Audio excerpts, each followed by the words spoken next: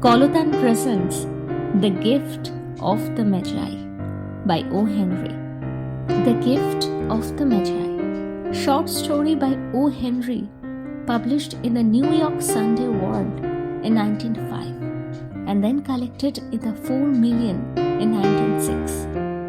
The story concerns James and Della Dillingham Young, a young couple who, despite their poverty, individually resolve to give each other an elegant gift on Christmas Eve. What were the gifts? Let's find out. Let's dig into the story. Stay tuned. রোববার মানে গপ্পবার।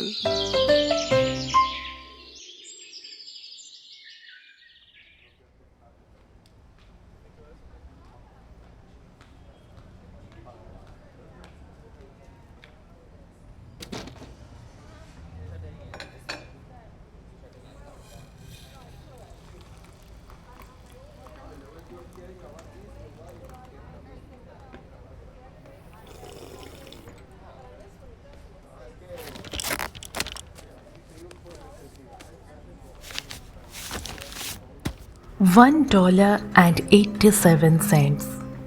That was all. She had put it aside 1 cent and then another and then another in her careful buying of meat and other food. Della counted it 3 times, $1.87, and the next day would be Christmas. There was nothing to do but fall on the bed and cry. So Della did it. While the lady of the home is slowly growing quieter, we can look at the home. Furnished rooms at a cost of $8 a week, there is little more to say about it. In the hall below was a letterbox too small to hold a letter. There was an electric bell, but it could not make a sound. Also, there was a name beside the door, Mr. James Dillingham Young. When the name was placed there, Mr. James Dillingham Young was being paid $30 a week. Now, when he was being paid only $20 a week, the name seemed too long and important. It should perhaps have been Mr. James D. Young. But when Mr. James Dillingham Young entered the furnished rooms, his name became very short indeed. Mrs. James Dillingham Young put her arms warmly about him and called him Jim. You have already met her. She is Della. Della finished her crying and cleaned the marks of it from her face. She stood by the window and looked out with no interest. Tomorrow would be Christmas Day, and she had only $1.87 with which to buy Jim a gift. She had put aside as much as she could for months with this result. $20 a week is not much. Everything had cost more than she had expected. It always happened like that. Only $1.87 to buy a gift for Jim. Her Jim.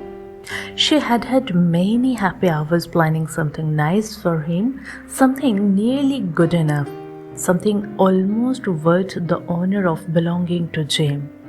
There was a looking glass between the windows of the room. Perhaps you have seen the kind of looking glass that is placed in $8 furnished rooms. It was very narrow. A person could see only a little of himself at a time. However, if he was very thin and moved very quickly, he might be able to get a good view of himself. Della, being quite thin, had mastered this art. Suddenly, she turned from the window and stood before the glass. Her eyes were shining brightly, but her face had lost its color. Quickly, she pulled down her hair and let it fall to its complete length. The James Dillingham Youngs were very proud of two things which they owned. One thing was Jim's gold watch. It had once belonged to his father, and long ago it had belonged to his father's father. The other thing was Della's hair. If a queen had lived in the rooms near theirs, Della would have washed and dried her hair where the queen could see it. Della knew her hair was more beautiful than any queen's jewels and gifts. If a king had lived in the same house with all his riches, Jim would have looked at his watch every time they met. Jim knew that no king had anything so valuable. So now Della's beautiful hair fell about her, shining like a falling stream of brown water. It reached below her knee. It almost made itself into a dress for her. And then she put it up on her head again, nervously and quickly. Once she stopped for a moment and stood still, while a tear or two ran down her face. She put on her old brown coat. She put on her old brown hat. With the bright light still in her eyes, she moved quickly out the door and down to the street.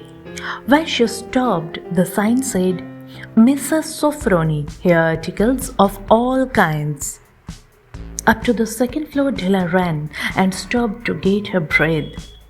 Mrs. Sofronie Lurge, too white, cold-eyed, looked at her. Will you buy my hair? Asked Della. I'll buy hair. Said Mrs. Sofronie. Take your hat off and let me look at it. Down fell the brown waterfall. $20. Said Mrs. Sofronie, lifting the hair to feel its weight. Give it to me quick. Said Della. Oh, and the next 2 hours seemed to fly. She was going from one shop to another to find a gift for Jim. She found it at last. It surely had been made for Jim and no one else. There was no other like it in any of the shops, and she had looked in every shop in the city. It was gold watch chain, very simply made. Its value was in its rich and pure material, because it was so plain and simple. You knew that it was very valuable. All good things are like this. It was good enough for the watch. As soon as she saw it, she knew that Jim must have it. It was like him. Whiteness and value. Jim and the chain both had whiteness and value. She paid $20 for it, and she hurried home with the chain and 87 cents. With that chain on his watch, Jim could look at his watch and learn the time anywhere he might be. Though the watch was so fine, it had never had a fine chain. He sometimes took it out and looked at it only when no one could see him do it. When Della arrived home, her mind quieted a little. She began to think more reasonably. She started to try to cover the sad marks of what she had done. Love and large-hearted giving, when added together, can leave deep marks. It is never easy to cover these marks, dear friends. Never easy. Within 40 minutes, her head looked a little better. With her short hair, she looked wonderfully like a schoolboy. She stood at the looking glass for a long time. If Jim doesn't kill me She said to herself, before he looks at me a second time, he will say I look like a girl who sings and dances for money. But what could I do? Oof. What could I do with $1.87? At 7, Jim's dinner was ready for him. Jim was never late. Della held the watch chain in her hand and sat near the door where he always entered. Then she heard his step in the hall, and her face lost color for a moment. She often said little prayers quietly about simple everyday things. And now she said, Please, God, please make him think I'm still pretty. The door opened and Jim stepped in. He looked very thin and he was not smiling. Poor fellow, he was only 22 and with a family to take care of. He needed a new coat and he had nothing to cover his cold hands. Jim stopped inside the door. He was as quiet as a hunting dog when it is near a bird. His eyes looked strangely at Della, and there was an expression in them that she could not understand. It filled her with fear. It was not anger, nor surprise, nor anything she had been ready for. He simply looked at her with that strange expression on his face. Della went to him. Jim, dear, She cried. don't look at me like that. I had my hair cut off and sold it. I couldn't live through Christmas without giving you a gift. My hair will grow again. You won't care, will you? My hair grows very fast. It's Christmas, Jim. Please, let's be happy. You don't know what a beautiful, nice gift I got for you. You have cut off your hair? Asked Jim slowly. He seemed to labor to understand what had happened. He seemed not to feel sure he knew, Cut it off and sold it. said Della. Don't you like me now? I'm me, Jim. I'm the same without my hair. Jim looked around the room. You say your hair is gone. He said, You don't have to look for it. said Della. It's sold. I tell you, sold and gone too. It's the night before Christmas, boy.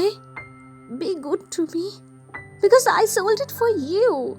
Maybe the hairs of my head could be counted, She said, but no one could ever count my love for you. Shall we eat dinner, Jim? Jim put his arms around his Della. For 10 seconds, let us look in another direction. $8 a week or $1 million a year. How different are they? Someone may give you an answer, but it will be wrong. The Magi brought valuable gifts, but that was not among them. My meaning will be explained soon. From inside the coat, Jim took something tied in paper. He threw it up on the table. I want you to understand me, Del. He said, Nothing like a haircut could make me love you any less. But if you will open that, you will know what I felt when I came in. White fingers pulled off the paper, and then a cry of joy, and then a change to tears. For there lay the combs. The combs that Della had seen in a shop window and loved for a long time. Beautiful combs with jewels perfect for her beautiful hair. She had known they cost too much for her to buy. She had looked at them without the least hope of weighing them. And now they were hers. But her hair was gone. But she held them to her heart and at least was able to look up and say, My hair grows so fast, Jim. and then she jumped up and cried.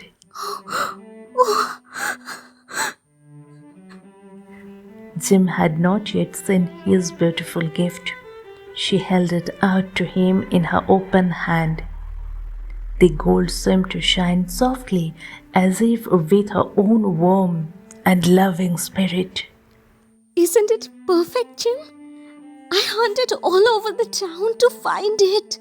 You will have to look at your watch 100 times a day now.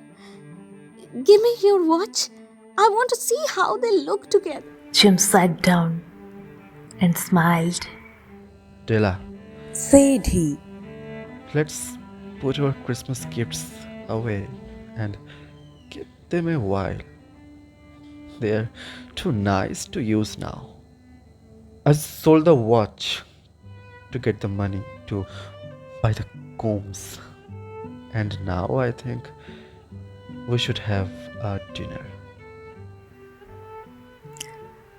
The Magi, as you know, were wise men, wonderfully wise men, who brought gifts to the newborn Christ child. They were the first to give Christmas gifts. Being wise, their gifts were doubtless wise ones. And here I have told you the story of two children who were not wise. Each sold the most valuable thing he owned in order to buy a gift for the other. But let me speak a last word to the wise of these days. Of all who give gifts, these two were the most wise. Of all who give and receive gifts, such as they are the most wise. Everywhere, they are the wise ones. They are the Magi.